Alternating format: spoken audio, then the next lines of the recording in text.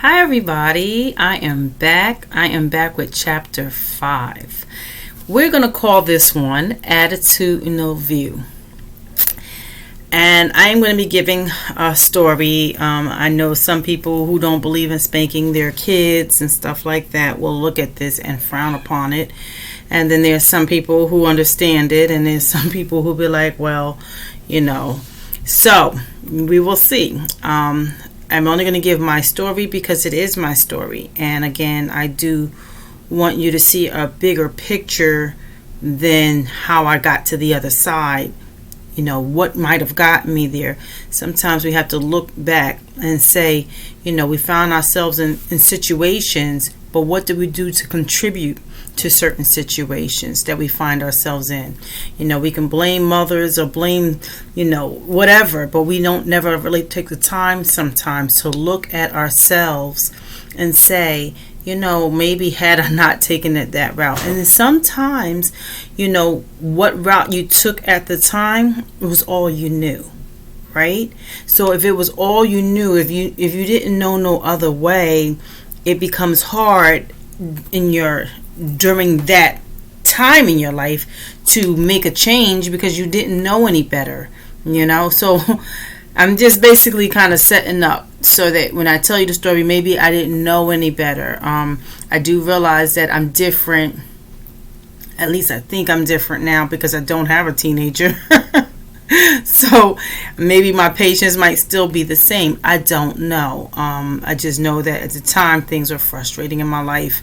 So the story I'm going to tell you is going to have a lot to do with the frustrations that I was feeling as a parent, and the fact that I wanted my child to act right, and the fact that I was being attacked by it seemed like all sides about how my child was acting.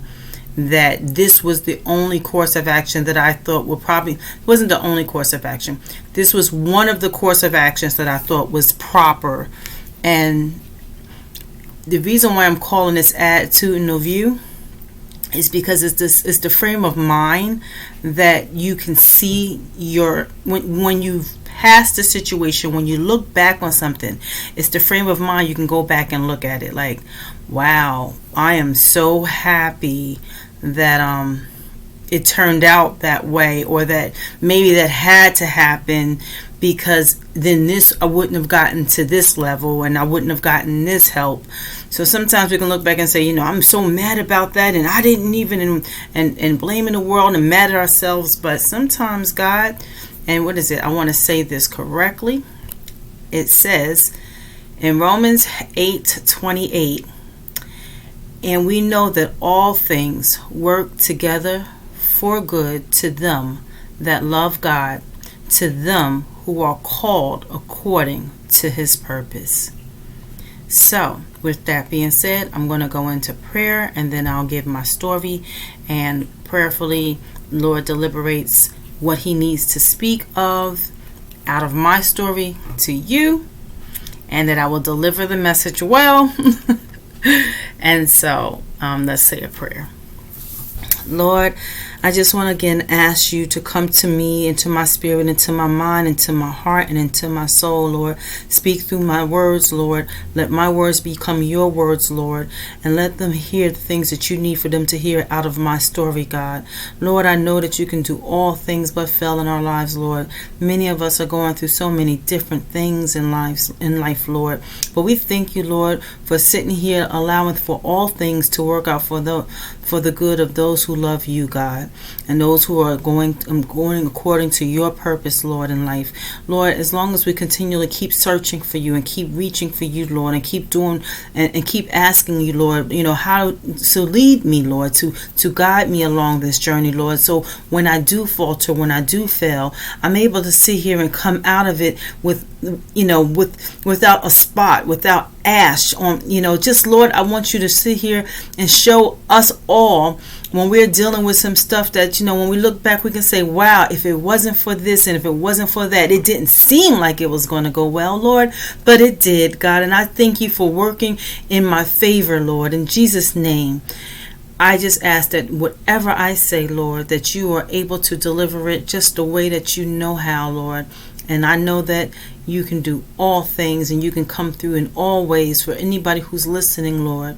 Let them know that you're with them. You always have them. You always holding them in this, when they're walking in the sand, Lord, you got them. Because you're walking is only one set of footprints, and that is yours, Lord, because you are carrying everyone. You are carrying us, Lord.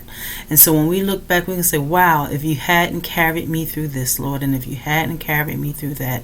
So, Lord, let us always know to give you the praise, the honor, the glory. In Jesus' name we pray. Amen.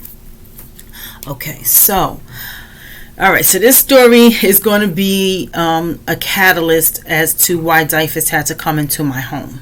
All right. So as I had mentioned to you when my daughter was 12 years old, how I woke up one morning at 12 a.m. to go to the bathroom and she was not in the house. And I didn't know what happened. Let's go back a little bit earlier in life.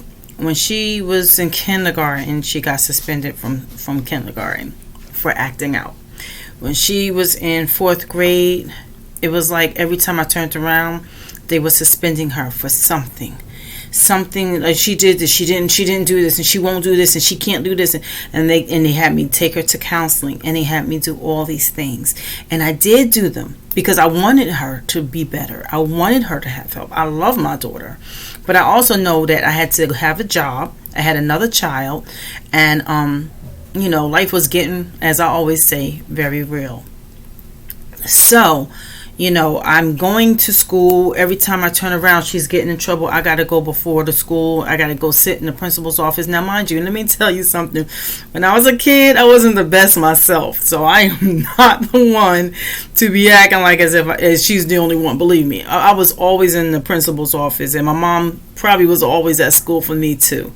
Believe me, fighting, getting smart, being defiant in some way. I don't know why I had that attitude issue, but my daughter, she didn't, apples doesn't fall far from the tree. So yeah, I was pretty much in that type of way when I was in grade school. So and I remember my mom spanking me.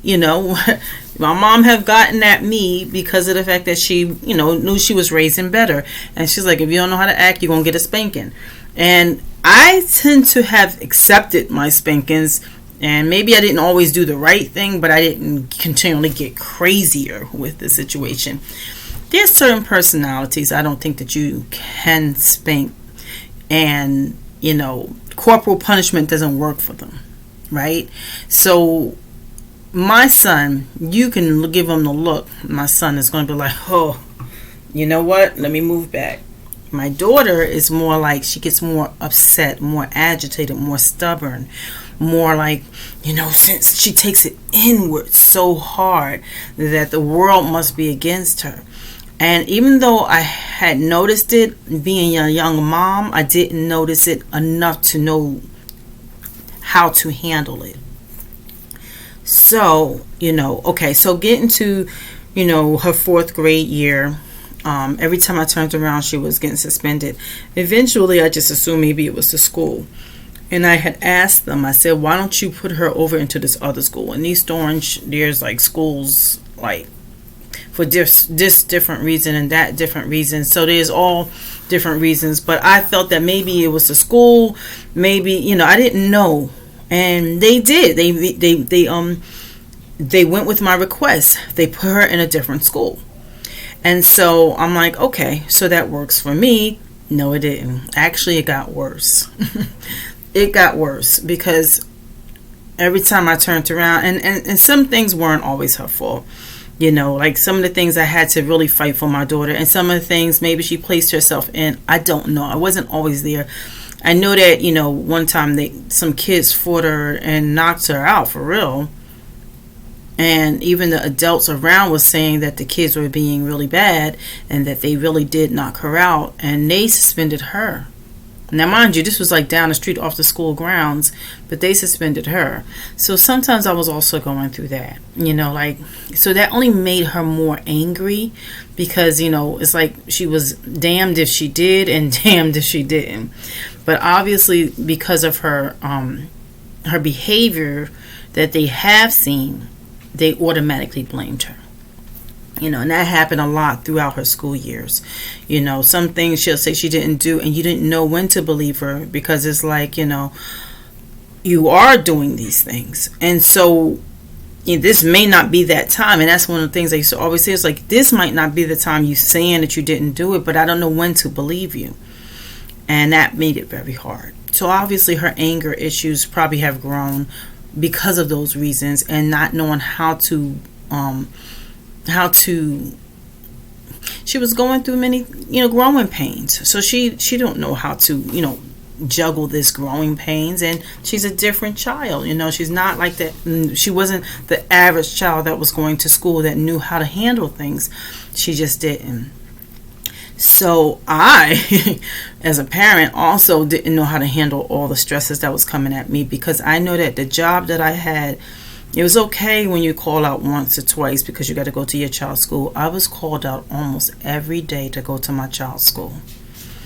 I was in the office being reprimanded by my boss and being told that they're going to have to eventually, do something about this, because I can't just keep calling out. Why don't I try this with my daughter? Like, as if I wasn't trying these things. They thought they was giving me more avenues of stuff that I actually was doing.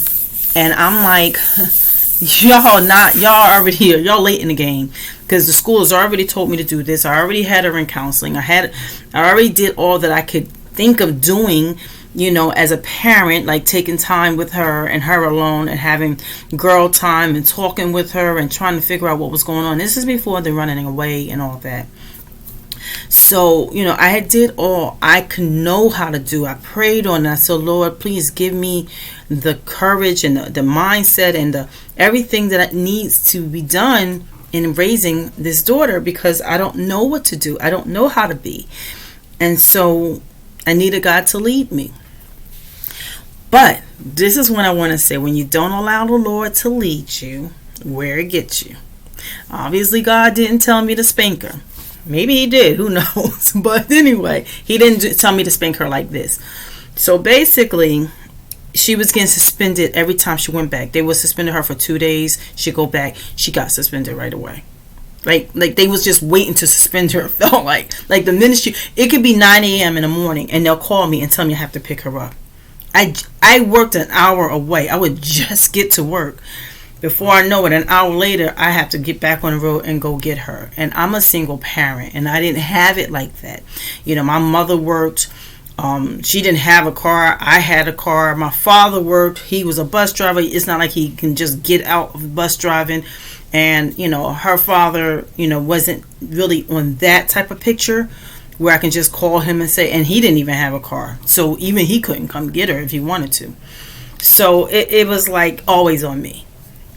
So I went and I put this thing in my mind that I was going to spank her every time she acted up. She's just going to get a spanking.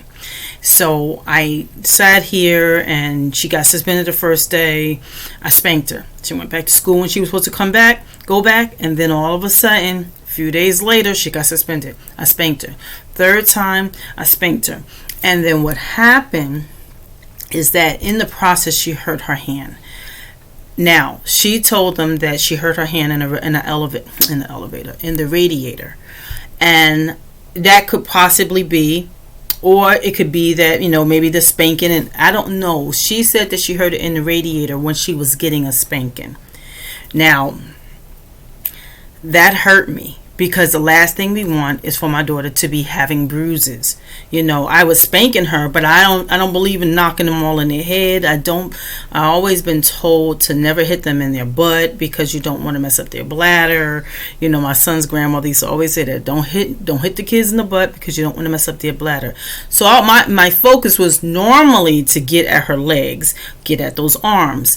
But she's a wild child. She's what grade would she have been? I mean, age, I guess she would have been like 9. I think she was like 9 years old.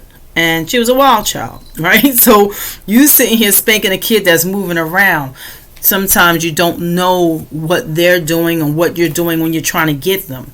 So again, now I'm probably even more angry because this is my third spanking, maybe in a 2-week period, because I just got her back to school and now she got to come back home. And I said, every time you come home, I'm going to spank you. All right. So because she told the school that because of her spanking, she hurt her hand, I had to go back to school for the 4th time. Now, this is not the 4th time, period. This is the 4th time in 2 weeks. Okay. Well, actually, in a week and a half, because they were giving her 2-day suspension and she would come right back. So this is like in a week and a half. So this is like my 4th time going back to school. This time it's because DYFS is on the phone telling me you have to come to the school right now. Otherwise, we would have the police come and get you from your job. Which now, mind you, my job has already had a lot of issues with me having to leave because my daughter's acting out. So now I got to go back in there and say I got to go. And now they're looking at me. They're wondering again. Now, mind you, this is the 4th time in 2 weeks, but this is not the first time they've had to experience this at my job. And I'm frustrated. I go home. I go to the school. I have to pick her up. It's like about maybe 11 a.m. And I sit here and they're like, we have to go to the hospital because we have to check her hand, because her hand, when I noticed it when we went to the school, was swollen. And she was telling them that her hand was hurt. So that's how they found out about her hand. They didn't notice that it was swollen until she went to the nurse and told them that it was hurting. And it was only a swollen hand. It wasn't sprung. It didn't have any type of break or anything like that. But it did show something. Now, obviously, I'm like, this cannot be the case. Lord, I don't even know what else to do. I wasn't trying to hurt my child. Like, the last thing I ever want to do is to be an abusive mother, be an abusive parent. And it hurts me that it had to go out that way, because that's the last thing I would want to do to her. And yeah, when you look back, even though I'm thinking I'm doing this in the right fashion, this is how I was raised. My mother didn't play. My grandmothers didn't play. My grandfather didn't play. Like, people don't play. But you got to be so careful at what is your mindset, or how far are you taking it.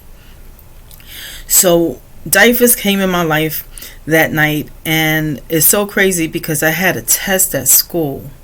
And I'm going to give this story. I had a test at school. I was in school for nursing, and this was our first test in nursing.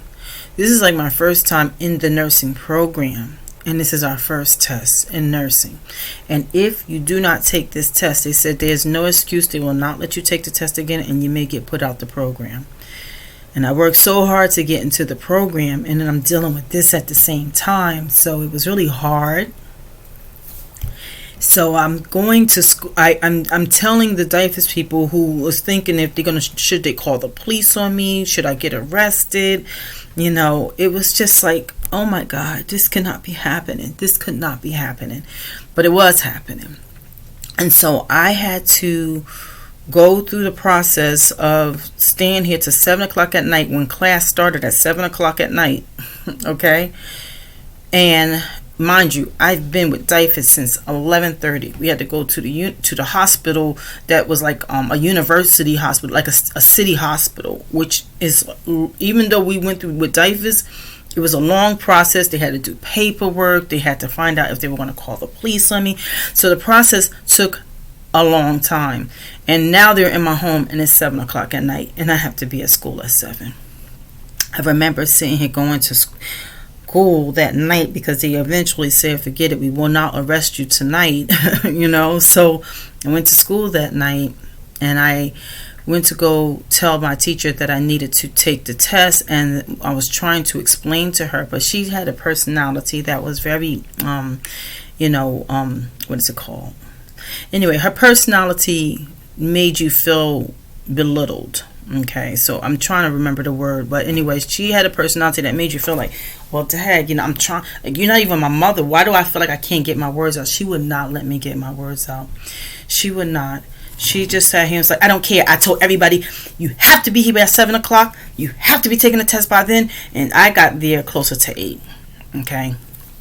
And I'm like, and I'll say, yeah, but, and then all of a sudden, at this point, I'm just screaming. I say, because now, like so much built up for the whole day. It seemed like everything was going against me. Okay, and I just sat here, and I just was, and then I just got down, and I just started screaming and holding my fist, like what is going on? Now she jumps up from her seat, the teacher. Now she's upset. Now she's like, what's going on? What's going on? And she's closing her door because she don't want nobody to hear all this. She's like, come in and have a seat. So then I was able to explain to her what happened. And she had, talked to me and everything. And she allowed me to take the test. I didn't pass the test. Probably because there's so much that was going on. I got a D anyway. But I didn't get thrown out of the program either. I am a nurse. But it was what I went through. And I always look back at that situation. It was like it was a lot I was going through. But even though I might have spanked my daughter and had DYFS come in my home, I didn't have any other. At that point, that was the last thing that I could think of to do to hopefully get her back on track. And that last thing was the wrong thing, because I was in counseling. I was asking all the help I can get. They had her in counseling in school. I had to go to counseling after work with her. She had these other little programs that they would send her to if she went. Because if I was at work, I don't notice she went. Half of the time she wouldn't go. They would call me. She didn't show up. And so it was so much I was dealing with. And so finally, when DYFS came in the home, what seemed to be like this really bad situation wound up working out for my good. Because they started inputting all these programs. Because first of all, when they was trying to close the case, I said, don't you close this case unless you're getting me help. Don't you close this case because I do know that my daughter's life is worth it. Don't you close this case because I will probably spank her. Right? That's it. And if I have to spank her to get y'all back in this house, then fine. Like at this point, I was like, I needed help. I didn't know what else to do. I didn't know how to help her to be her better self.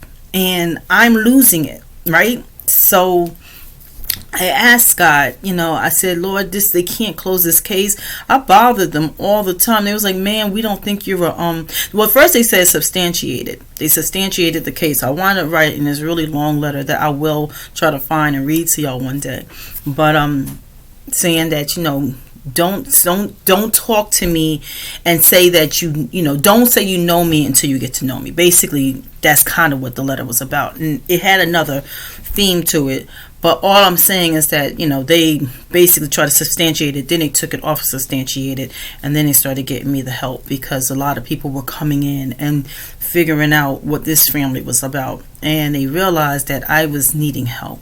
That this was not a mild, timid child that sat to the side and I'm this crazy mom that just want to beat up on her kids. Like, I wasn't, but I didn't know what else to do. And I handled it not in the greatest of situations because I just didn't know what else to do. And I felt like I prayed enough and nothing was happening. And no, God doesn't always swoop in and save us, but at the same time, that was his way of like, well, it's going to have to get to here so that I can get you the help you need.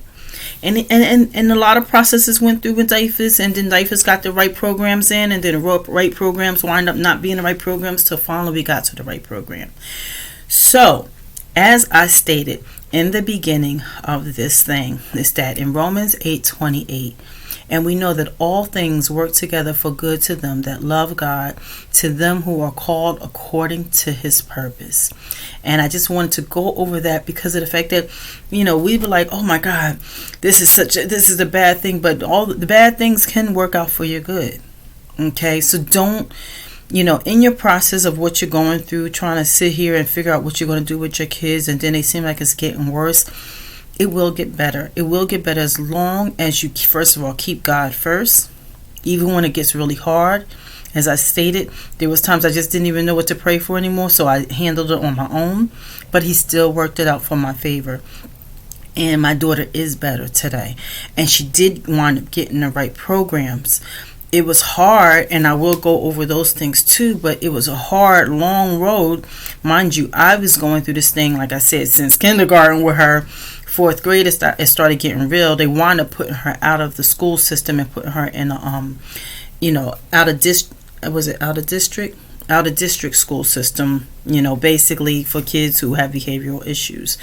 And, I had to go through all that. But I just want to encourage you that you just have to stay in the fight. Don't lose it. Like, you're going to have times where you're going to lose it, but don't lose it to the point where you're going to just give up on your kid. I didn't give up on her. I got on DYFS nerves. I would call DYFS. I'm about to spank her. I need your help.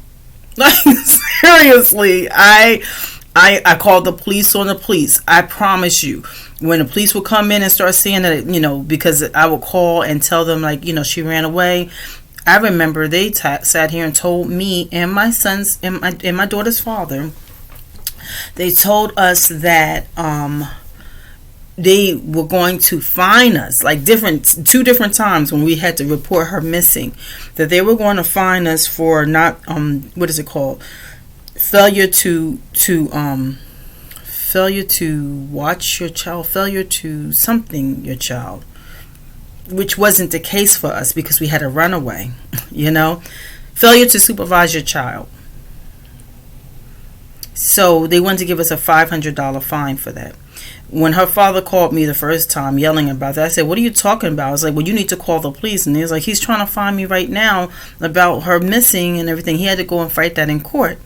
Then he did that to me when I had to call and report her, running away again. And this woman comes in and she's like, I have to give you a ticket for failure to supervise your child. So I wound up speaking to a prosecutor about that. Because I was trying to seek help, and I told the prosecutor what happened, because she said, did you report your child missing in the system, that she's a runaway? I said, I don't do it no more. I don't do it because they're trying to fine me $500. And they said, no, that's if you are negligent. Your child is a runaway. It does not apply to her. And so she called up to my city and told them off while I was there. And they had to literally come out to my house and give me a formal apology. A formal apology. There was no phone call. They literally had to come here, that woman and everybody else who said it. That woman was not happy that she had to apologize because she had such attitude. I'm talking about the police woman that came out to try to give me the ticket. But she never gave me the ticket. And the reason why is because I called the police on the police. I'm sorry. I'm reaching out for help, and you're going to make me seem like I'm the bad guy? So when the supervisor police came out, he said, well, this is what we normally do. I said, but what you normally do doesn't make sense. And this is before I spoke with the prosecutor.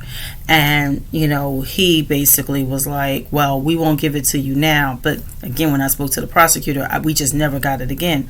So if you're ever experienced anything like that, know that you have that they cannot do to you.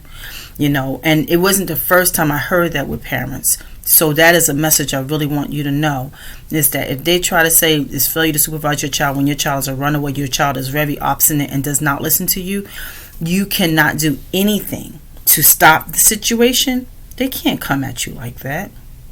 So now that you know, you can do something.